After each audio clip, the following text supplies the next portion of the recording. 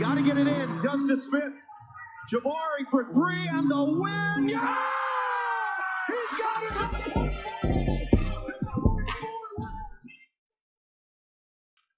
We are here to Field Rockets News. It's the Rockets Field Podcast, and I'm your co-host, Lachard Binkley. Of course, you always find me on Twitter at Binkley Hoops, or you can find my written work over at SB Nation or The Dream Shake.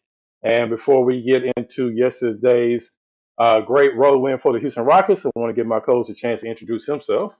Hey, what's up, y'all? It's Vator. You can find me on X app, formerly known as Twitter, at Vator Sports, and also on Instagram, Vator Sports as well.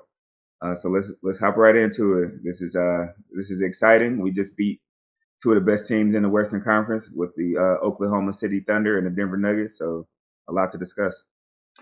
Absolutely. So today we want to break down, of course, that game that Vader was just talking about. The Rockets. Actually, we can talk about the last two games. Rockets beating OKC at home and beating the Denver Nuggets last night, getting their first road win of the season and giving Denver their first home loss of the season. And not only their first home loss, but this is actually the first time ever that Denver has lost to a Western Conference team at home when they've had Jokic, Murray, Michael Porter Jr., and Aaron Gordon on the court together. So, I mean, that's something big right there. But we're also going to be discussing how Sengun, I think, actually outplayed Nikola Jokic last night. We're going to be talking about also Thompson being called up by the Rockets, how he's going to fit into the rotation with Aaron Holiday playing so well. So that'll be interesting. And then towards the end of the show, we're going to give a preview of the Rockets and Spurs, and if the Rockets can give the Spurs their 17th straight loss on Monday. To me, the biggest game of the year, because you don't want to lose to the Spurs and let them end that losing streak. You actually want to give them that 17th straight loss, which will actually tie a franchise record. That would be pretty awesome if the Rockets can do that on Monday. But of course, let's start off with that Denver Nuggets game last night. So Rockets will defeat the Denver Nuggets 114-106. It got kind of scary there in the fourth quarter. The Rockets were up 25 points. They could not make a basket to save their life. I think they went the last 8 minutes without scoring a single field goal. The only thing they were able to get was free throws, and they were having a hard time even making free throws. So it got scary there for a little bit. But Vader, but what did you see from last night's game? And even if you want to go back to the Oklahoma City game, what have you seen in the last two games from the Houston Rockets after they had that 3-game losing streak, and now they won two straight games against teams that were fully healthy? I know that's something that people have been saying, oh, yeah, the Rockets were lucky. They played the Lakers without AD. They played Denver without Jamal Murray. They played this team without this superstar or whatever. But the last two games, they've been playing teams that have been fully healthy. First of all, I want to say defense travels. Yeah. Like if you've been a fan of basketball for any period of time, you know, like one thing you can always hang your hat on is defense. Like defense is not something that relies on, you making shots. It's not something that relies on you, having hot shooting and, like we didn't turn the ball over and all this kind of. Like defense is something that you can do game in and game out because a lot of it is effort. A lot of it is knowing what you're supposed to be doing, knowing your assignments, sticking to the game plan. And one thing that obviously Ime Udoka has brought to this team is a defensive identity. And, I love it. It's refreshing. In a way, when I watch these games, it's kind of weird because sometimes I'm watching these games and we lost a lot the past few years.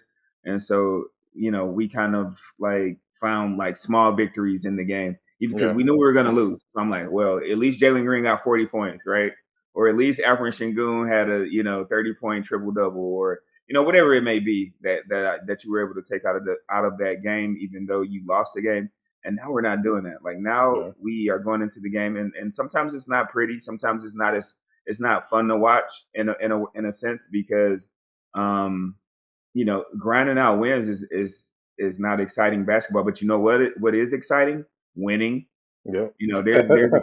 There's a couple teams, that were in the same position that we were in going into this season who are on a 19-game losing streak and a 16-game losing streak. These are teams that had similar records to what we had last season, and we're drafting, in the top half of the draft, just like the Houston Rockets. And the difference is the Houston Rockets have been able to establish a defensive identity. while the Detroit, I'm gonna say their names, the Detroit Pistons and the San Antonio Spurs, they have not. And those guys have guys on their team who who had already been crowned as like the future of the NBA type of guys, like Kay Cunningham and Victor Wembanyama, and those guys may still reach those heights or whatever. But I just want a victory lap a little bit. I know it's early in the season, only 10-9, but I had been hearing that Alperen Sengun, you couldn't win with him because he can't play defense. I had been hearing that Jalen Green wasn't a winning basketball player because he had low basketball IQ. And it's still a work in progress, but I think you see the difference structure makes, the difference coaching makes, the difference having veterans like Fred VanVleet and Dylan Brooks, who are flawed players themselves, but you got to crack a few eggs to make a cake, right? And so all of these pieces together are they're really cooking up something, and I like what we're doing. You saw Alperen on the MVP last year over Joel Embiid, and what did Alperen Sengun? And also to the point, when he was in the game, they had to send him help. And this is a guy who is a defensive player, right? He's not he's an all around player, but he's really he really sticks out to me as a guy who's going to block shots and who's going to be able to D you up. And Alperen Sengun absolutely torched this man. Every single time Chet was on him, Sengun looked like he did whatever he wanted to do. And then you saw Sengun go out against Jokic, who's arguably maybe it's not even an argument. He's the best player in the NBA, right? He is. And Sengun, not only did he hold his own, but through 3 quarters, he clearly outplayed Nikola Jokic. Jokic got he got his in the fourth when they made that run. But I think Sengun is here, and I want to say if he doesn't make the All-Star game this year, if he keeps playing at the level that he's playing right now and continuously elevates this team, I think him not making the All-Star game would be kind of a travesty because he's the best player on a team who we've been the worst team in the league for the past 3 years, and he's the best player on this team, and I love to see it. So those are just my first initial takeaways. There's a lot more, but I don't want to hog the mic. I'm gonna let you talk, but Alperen Sengun, man, just starting off, him going up against Chet Holmgren and going up against Nikola Jokic. If you would have told me that he would have played against those two guys and won both those matchups last year, I'm taking that. And I think that we're here. Alperen Sengun is here. Yeah.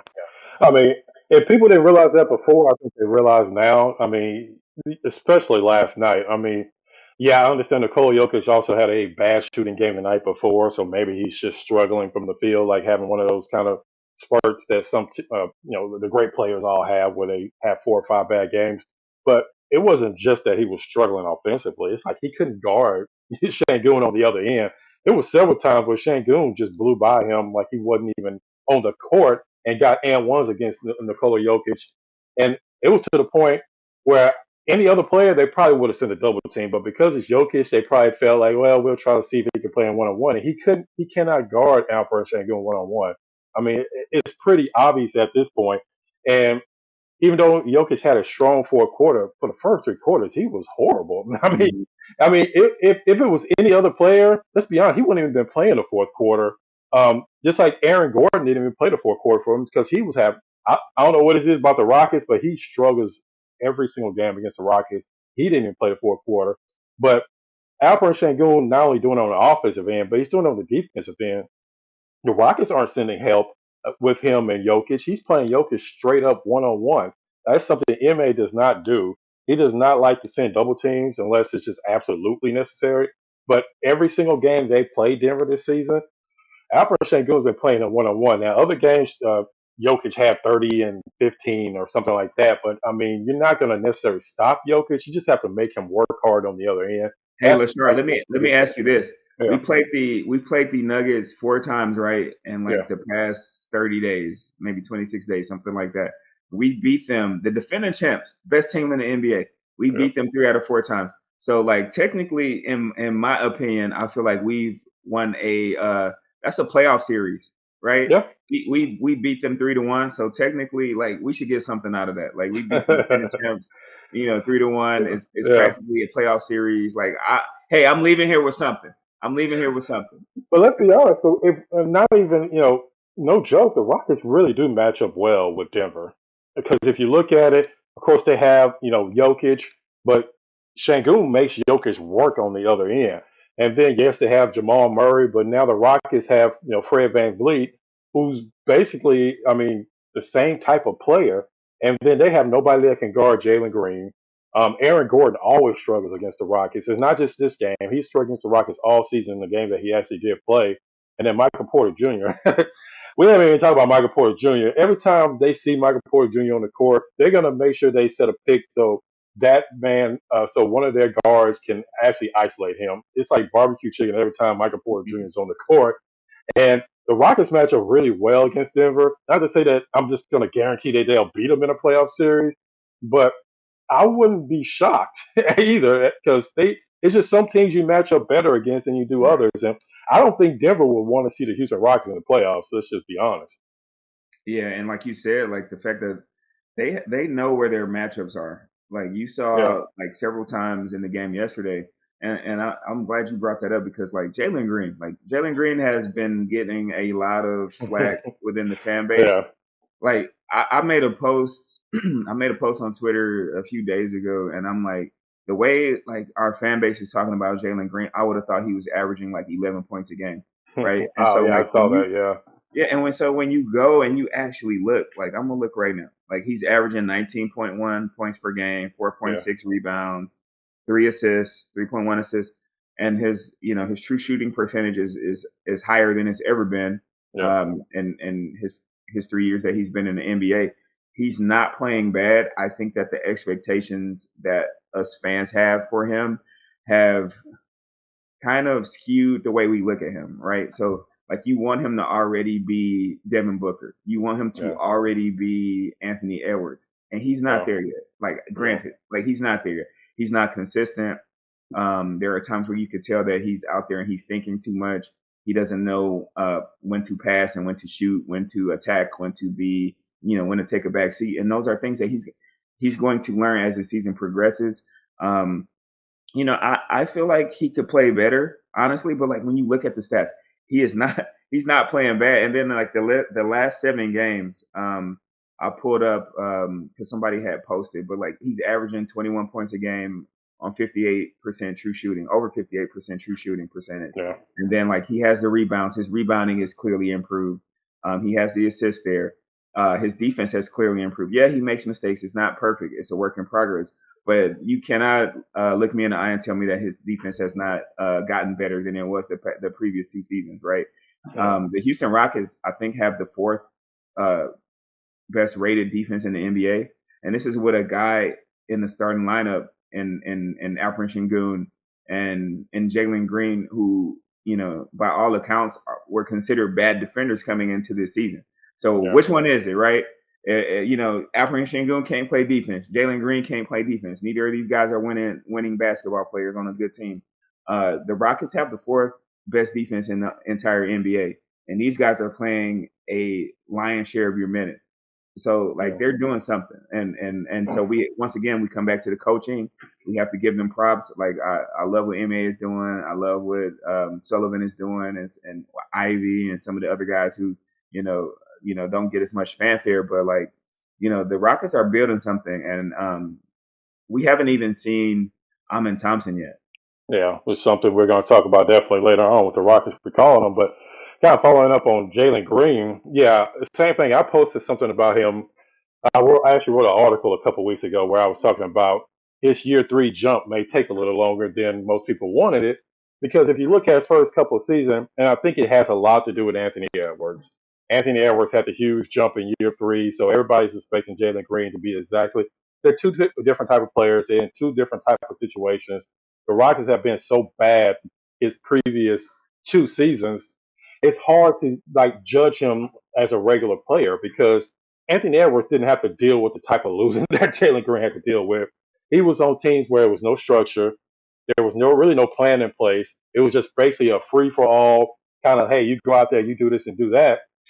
I guarantee if MA had been here or if the Rockets, let's just say if the Rockets were trying to win the past two seasons like they are this season, have veterans in the past two seasons, I guarantee Jalen Green will be a lot further along than he is right now. And like you say, it's not even like he's playing bad. He's actually been, if you look at it, outside of Alperen Sengun, he's been the Rockets' best offensive player. It's just that people expect him to be averaging 25 points a game on Exactly. 50% shooting, and that's not realistic when you've looked at where he's come from. And on top of that, he didn't play any college ball. He only played 1 year in the G League, and guess what? For the G League Ignite, who had no structure, had no plan in place, it was just kind of a free for all. So this is really the first year that he's playing with a team that's actually playing for something, has some type of structure in place, and as the head coach that's going to hold him accountable. Because you mentioned Ma, and that's one thing I've noticed by going out to these games and talking to him during his press conference. He is like no nonsense type of person. Like he takes nothing from anybody. I guarantee he's holding these players accountable in practice. You can hear him yelling at people and getting people in the right spots.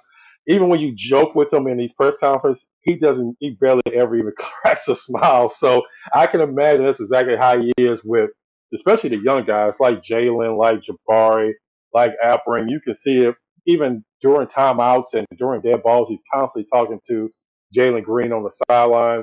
And even when they do something well, like you'll say, hey, Alperen Sengun had a 30-point game. Yeah, but he did miss a couple assignments. Or Jalen, he had 8 assists. Yeah, but he had 3 turnovers. So he's constantly on these players, and that's exactly what they needed And, coming into the season. and you see, like when you're watching the telecast, he's always in Jalen's ear. Like Yeah, I see Jalen walk up to him, he'll call Jalen over, and he'll be like, they'll be, it's not like he's not yelling at him or anything. He's yeah, coaching him, and he's like going over like things with Jalen. He's teaching Jalen. He's getting Jalen to think. And that's Jalen has all the talent in the world, and I think that's another thing that kind of has been a blessing and a curse for him. He probably didn't need to have the best handle. He probably didn't nope, need to be the best passer. He didn't need to rebound. He didn't need to do all these other little nuanced things that some of the other guys had to do in order to stay on the basketball court because he was so physically gifted. He was able to blow by guys without having a counter move because he was so fast and so explosive. And so now he gets to the NBA and he's having to figure out these things. And I think that he's been doing that, but then also like his basketball IQ, he just never really had to develop that because things were so yeah, easy for him, you know. But that's where the coaching is coming into play now.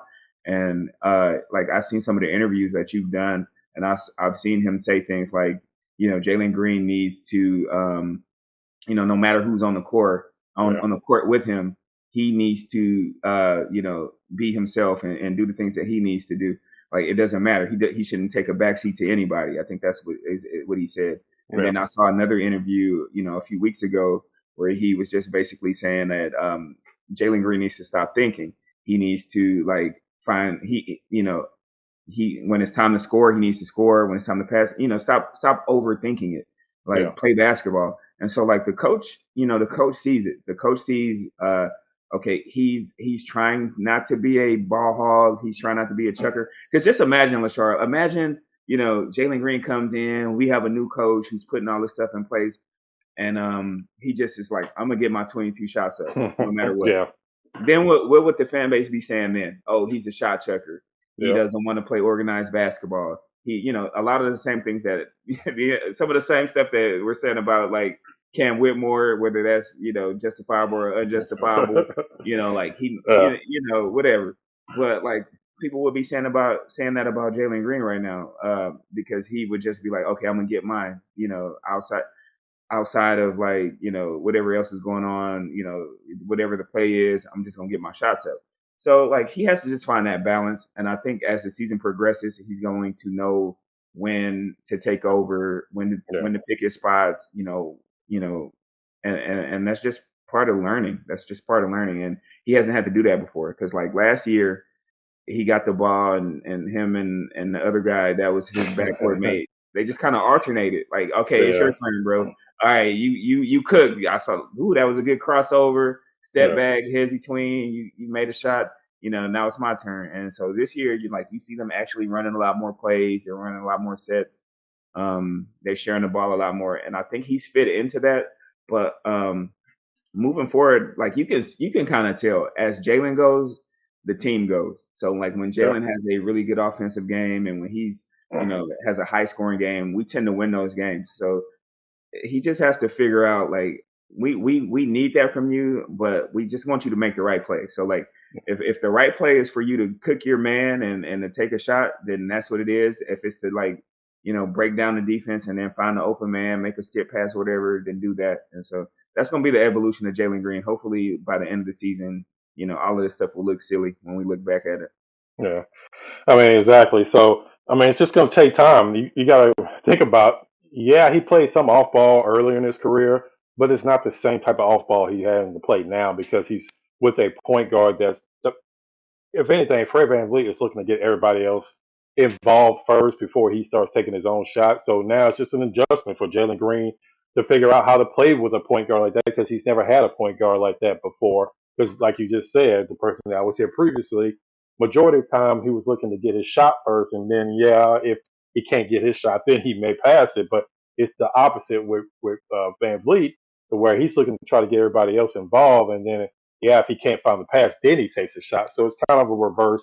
It's just going to take time, and I know asking Rockets Twitter or Twitter in general people to be patient is kind of like a waste of time. But I mean, that's really what it comes down to. Is he's going to have some good games. He's still going to have some bad games. He's going to have some stretches where you're like, what the hell is he doing? But it's just going to take time for him to get used to playing in a structured offense on a team with some actual game plan in place.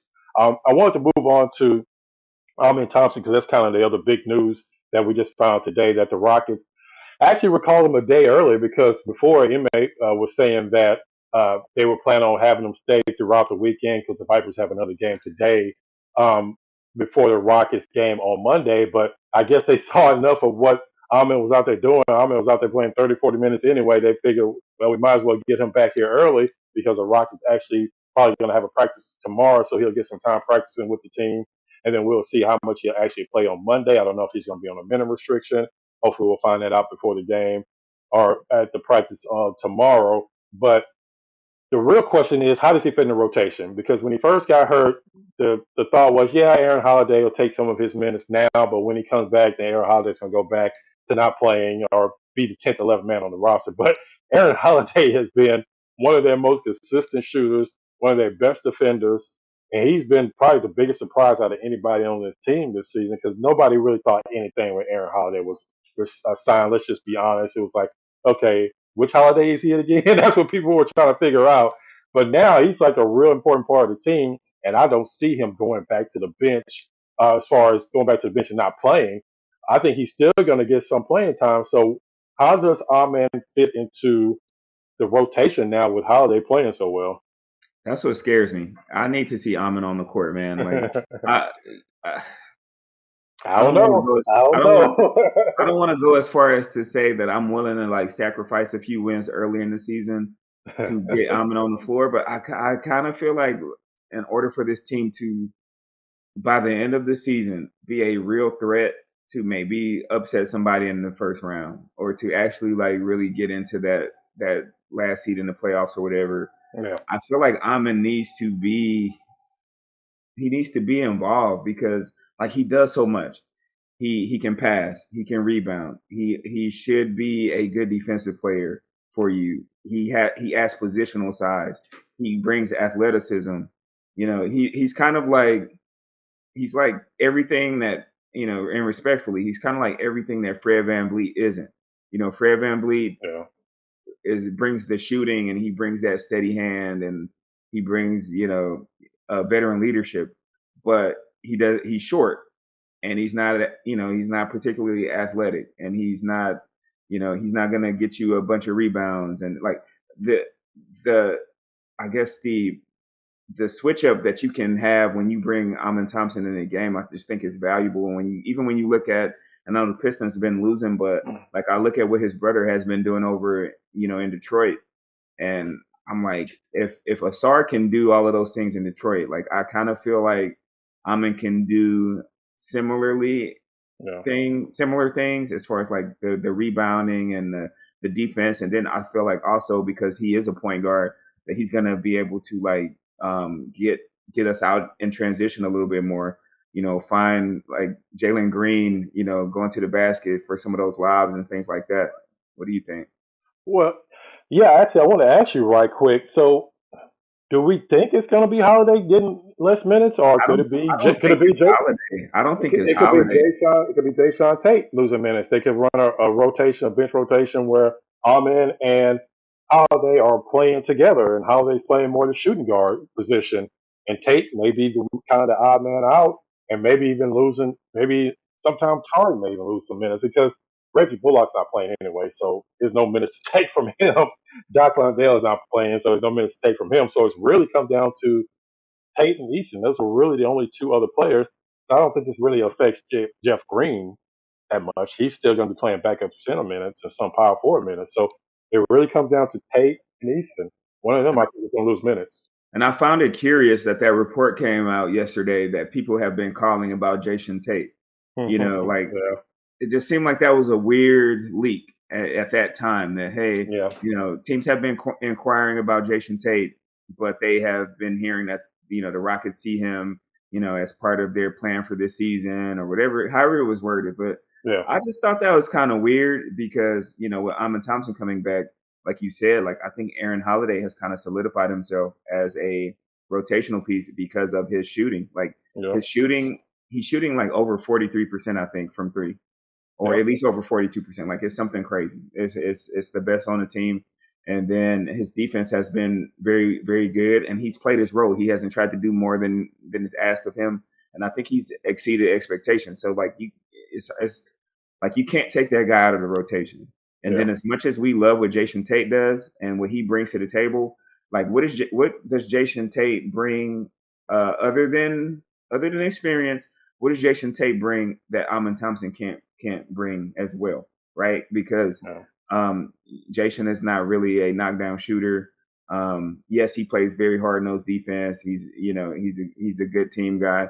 But like I think Amon Thompson can also, once he gets acclimated, I think he can bring you at least a similar level of defense. It might not look exactly the same because they're different Yeah. players. They have different, physiques or whatever. But I think he brings you some defensive intensity, while he also brings you, I think, more playmaking and more, Yeah. more athleticism. I mean, dude, is probably, like, you could argue he might be the most athletic player on the team that And consistently that's saying something. Yeah. and can dribble into it. Yeah, like I don't know. I think Jason Tate might be the guy who probably sees his minutes reduced. I think Tari Eason. I just think Tari Eason brings a physicality and a just nose for the ball as far as rebounding, and Yeah. I don't know. He does things that leaves you scratching your head and be like, man, what are you doing? But then like the very next play, he does something that like nobody else on the team can do. And so Yeah. I just don't think, like, I think if it's between Jason Tate and Tari Eason, I think it's Jason Tate that loses minutes to Amon Thompson. Yeah, I think unfortunately for Tate, I think Jay Sean's going to lose his minutes because you can tell Ime has a lot of trust in Aaron Holiday at this point. I think that's what it comes down to. We see that Ime is not going to play favors with anybody. If somebody's not playing well, especially the young guys, they're not going to get the crunch time late minutes. Not to say that Jabari was playing bad last night, but he had no problem letting Jeff Green finish that game. And I know it was in Denver, and that may have something to do with it, but he's also done it before to where if Jalen Green was having a bad game, he didn't play a lot of late fourth quarter minutes. So it's going to come down to uh, whether coach is going to be able to trust Amen Thompson. That's going to really determine how many minutes he gets going forward. Because yes, he's a high draft pick, but I don't think Ime really cares if you're a high draft Mm. pick or not. I think he's definitely all about, like in the previous seasons. Yes, Silas didn't do a great job, but I can guarantee it was somebody telling Silas like, "Hey, you need to develop this player. You need to develop this player." And the wins, whatever. But now that's a totally different story. It's all about the winning, And I'm, but development. I'm, but I'm Yeah, also thinking from an intangible standpoint. yeah, I think Amin brings more intangibles to the table than even like the Jalen Green. He didn't bring a lot of intangibles. He brought a lot of yeah, scoring. yeah, Um, Jabari last year, uh, Jabari was just, that was kind of a lost season until like the tail end of the season. he Yeah. wasn't really bringing a whole lot, and and as far as like we thought he was going to be like a guy who's going to come in and immediately be a 3-point threat and a defensive threat, and he was neither of those things. And then so like if he's not doing that, like what is he doing? But But and then let me ask you something real quick. But what do you think Ahmed needs to do? One thing specific he needs to do to be able to get consistent playing time. Because we know he needs to work on his shooting. We understand that. He's not going to go out there and average 20 points a game. That's just not the type of player. What's one specific thing you think he needs to do to be able to, yeah, Ime like, okay, yeah, I'm going to give you 15 to 20 minutes every single night. so here's the thing. This is how he beats out Jason Tate in my mind. I'm glad you asked that.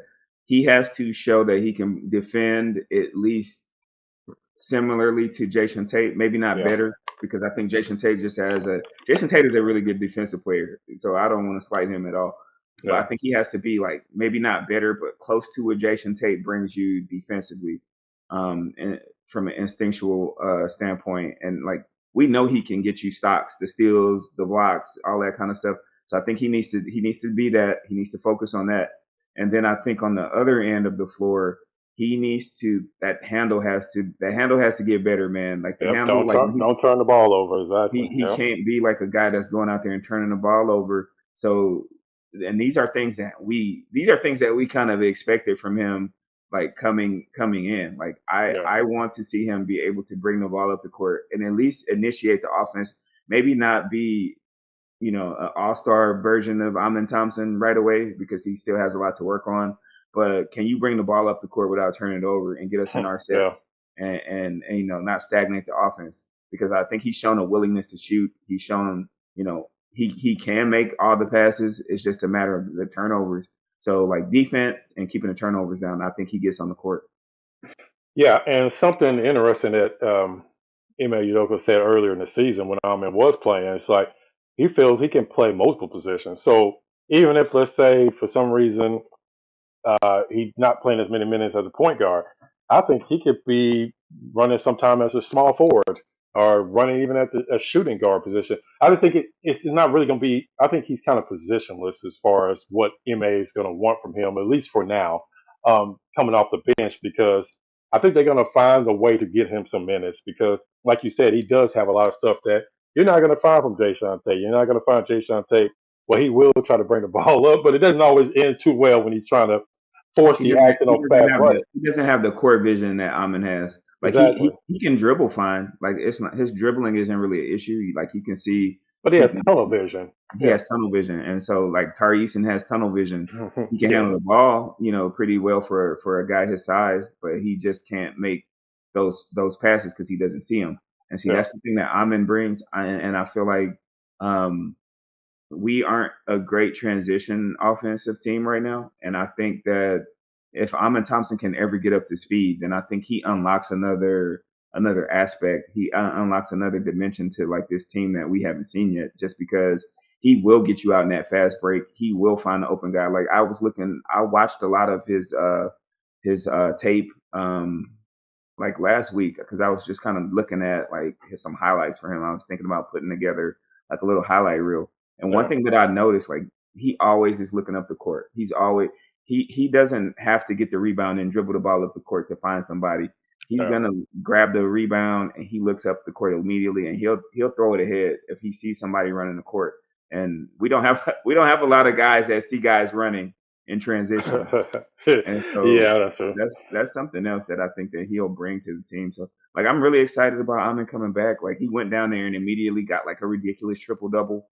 Um, and like you said, he's positionless. He can play the 1, 2, 3, maybe even small ball four, depending on who we're matched up against. Yeah. So you just have so much like versatility with him in the offense, and he can do so many different things. Like coming in, like his weakness was shooting, and I think Ben Sullivan has been working on him a lot with his shot. It looks much improved. Yeah, Yeah. it's not going to be a staple of what he's doing right now, but like at least I think he might be to the point where you might have to at least respect him a little bit, and that's all you need. Like if he ever gets like any kind of like respectable level of a jump shot, I think all the other stuff is gonna make him like a really, really good player. Yeah, exactly. And one other thing I want to talk about before we wrap up the show, of course, the Rockets' next game will be Monday against a Spurs team that has now lost 16 straight games. Yes, you heard that right, 16 straight games, and they will be facing up coming to Houston this time. Seems like the Rockets been playing San Antonio in San Antonio pretty much every single game since preseason, but they are coming to Houston on Monday. So I want to talk quickly a little bit about that game. I also want to ask you chances that Dylan Brooks gets a technical guard in Wembyama on Monday, and also kind of what's your thoughts on the upcoming game against the Spurs? We cannot lose that game. Yeah. That's my only thought. Like, cause we got like a little like beef going on with the Spurs fan base, and Yeah. a lot of it has to do with I would say pretty much all of it has to do with the fact that Wembyama pretty much made it very clear that he did not want to come to the Houston Rockets, and that's fine. Yeah. That's fine, but he has to live with the consequences of his bad decisions. Because like he didn't want to come to a losing franchise. I get it. He probably wanted to go play for the Spurs because you Which is a know, losing franchise at this point. yeah, who's a losing franchise, but he wanted to go play for the Spurs because of the Tony Parker connection or whatever, the France connection. But like he made the wrong choice. And I'm gonna say this: could you imagine? Because we only got 4 games of Amin Thompson, and he was playing sporadically. Yeah. Could you imagine this team as it is with Victor Wembanyama? And people were really concerned about Victor. Hey, can Wembyama play with Alperen Sengun? Well, I mean, I think if he's playing with Collins, who is like not even half the player that Alperen Sengun is, yeah, you can just imagine how it would be with him and Sengun. But he wanted to go to the Spurs, even though I don't know why Tony And the Parker's not NBA and the playing. NBA and the NBA wanted him to go there. NBA I absolutely think wanted him to go there. I'm not gonna lie. I think it was rigged. I'm not gonna speak too much, but like I don't think that was a coincidence. And the fact that like if you look at the Houston Rockets roster right now, you plug Wembanyama into a lineup with Alperen Sengun and Dylan Brooks, Fred VanVleet, Jalen Green, Jabari Smith Jr. coming off the bench, Tari Eason coming off the bench. That is a threat. That is a huge threat. That's a playoff team. That's a team that like suddenly has probably one of the brightest futures in the NBA. And so like he made a bad choice, and he's gonna find out on Monday that like he wanted to go over there and play with Jeremy Snowcone and The guy doesn't pass him the ball. yeah, the guy don't pass him the ball, and he want to go play with John Collins, and The like guy that Sengun dunks on all the time. I don't even know their roster is so bad. I know probably like 5 dudes, Keldon Malik Johnson. Branham, Yeah, some you know what I other mean? Like random they have players. some okay players on their team, but the Rockets have a better core.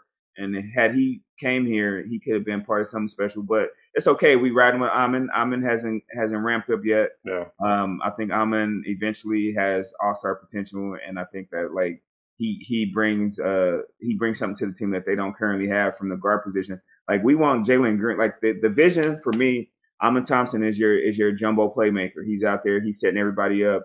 He's a triple double threat every night. Jalen Green is your alpha scorer. Alperen Sengun is kind of your do everything guy. Jabari Smith Jr. Like he's out there getting buckets, D'ing people up. We starting to see. And speaking of, you were talking about earlier how like we write guys off too soon. We like Jabari Smith Jr. got written off by a lot of people, and he's been hooping ever since that San Antonio game. Multiple times they've written him off. and the fact of the matter is, you're talking about a guy who was a teenager for the duration of his rookie season. He was a Yep. teenager. And I would tell people like, no, was I impressed with how he played? No. Should we write him off? When he's 19 years old? No. Like the dude has a lot. Like you see flashes, you see some of the things that he's able to do. He hasn't grown into his body yet. He doesn't know what he's doing, and like he's a lot better now.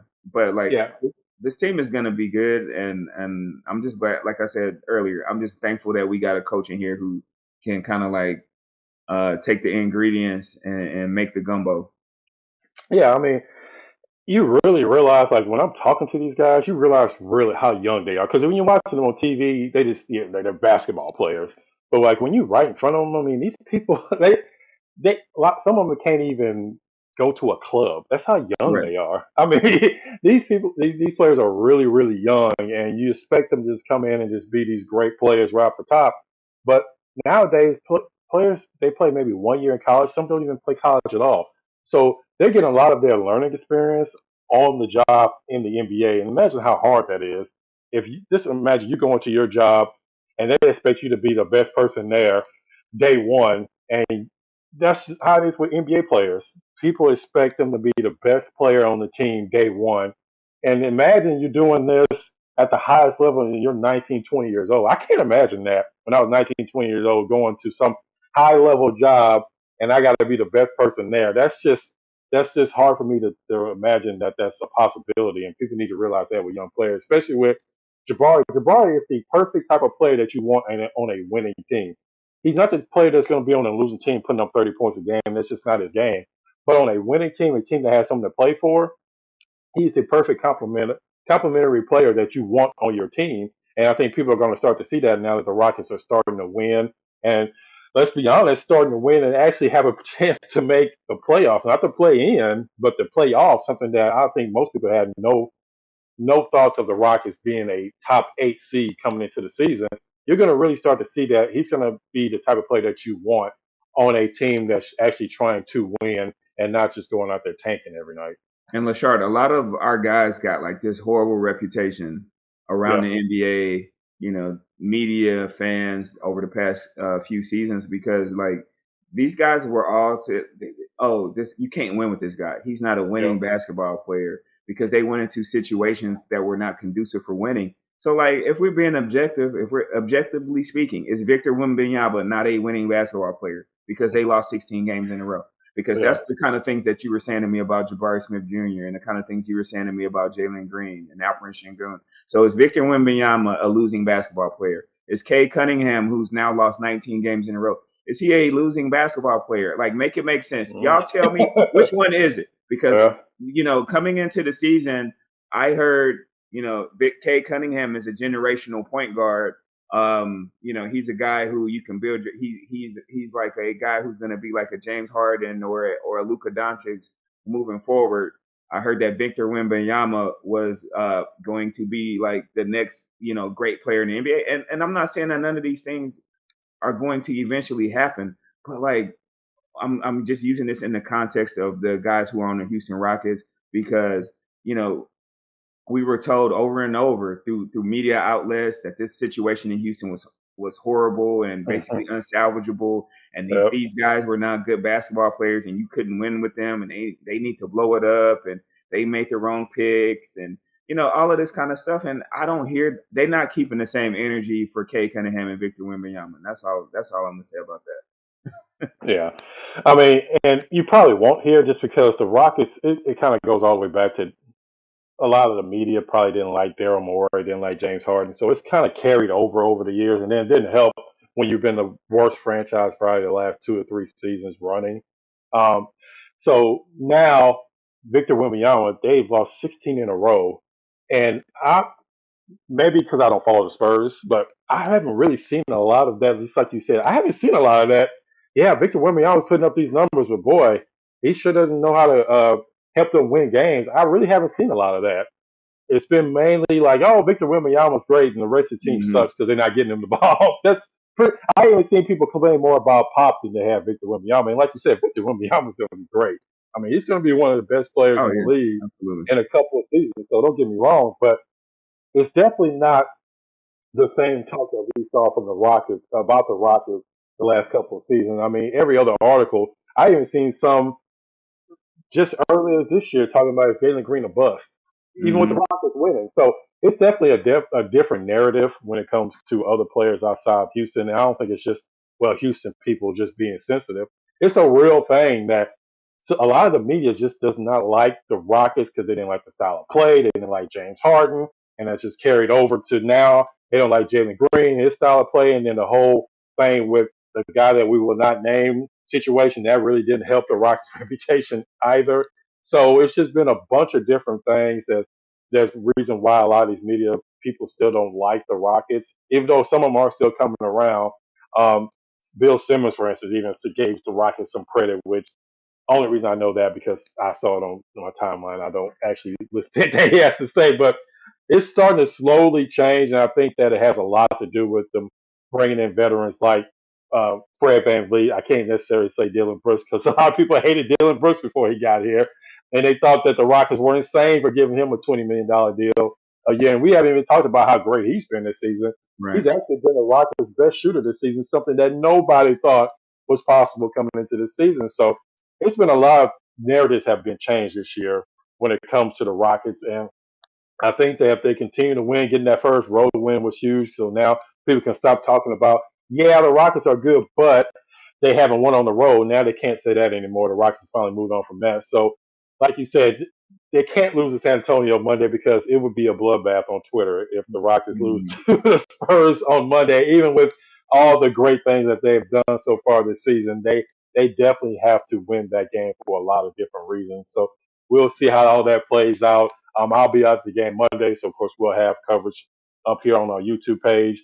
And we continue to appreciate all the support that we've gotten. We up to 988 subscribers. We're almost at the 1,000 mark that we were shooting for before the end of the year. So we appreciate the support when it comes to that. But before we wrap up the show, I just wanted to say thank you to my co-host Vader for jumping on. It's been a while. We've got a lot of stuff going on, trying to get the schedule together so we can do this podcast. So I definitely appreciate you jumping on the show.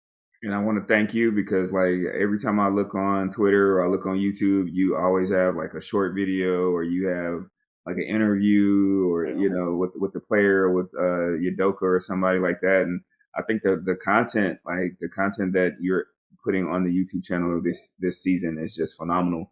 And I think people really need to tap into that because like it's a lot of like exclusive stuff that you're not going to find in very many other places. There's only like a handful of other guys that are putting out the level of content that you're putting out. And so, yeah, like it's up to 988, which is really good considering that the channel isn't very old. But hey, I think, like I'm ambitious. I think by the end of, this season, it could be up to almost 2,000 because of the level of, stuff that you're putting out, and then also just the fact that the Rockets are actually a good basketball team now, which we haven't had in the past 2 seasons. So like that's an advantage there right away.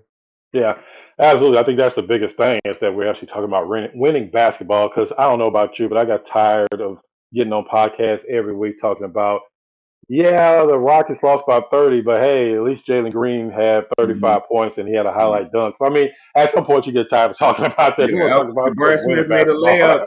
He got it. Did you see that jumper by Jabari Smith? Like, I mean, come on. They're down by 40. Nobody really cares. So, yeah, it's good that the Rockets are finally winning with some winning basketball. It makes it a hell of a lot easier to talk about this team when they're actually winning. So hopefully they continue that, and especially hopefully they continue that Monday because that's going to be a huge game.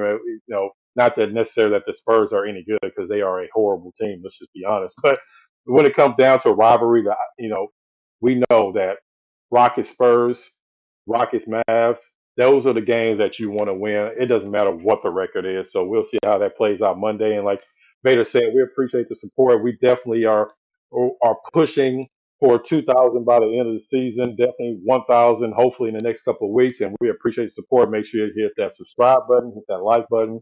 If you hit that like button and subscribe to the channel, that helps us out. That helps the YouTube algorithm actually put us out there so you can see our videos and see the interviews that we're putting up on the channel and all the exclusive stuff. We'll have more exclusive items coming out next week that I can't even talk about, but definitely make sure you check it out because that's going to be a really interesting development that's happening next week with the Rockets. So definitely make sure you check out the channel. And like I said, if you haven't hit that subscription, make sure you do that now. And make sure you check out the next episode of the Rockets Fuel podcast.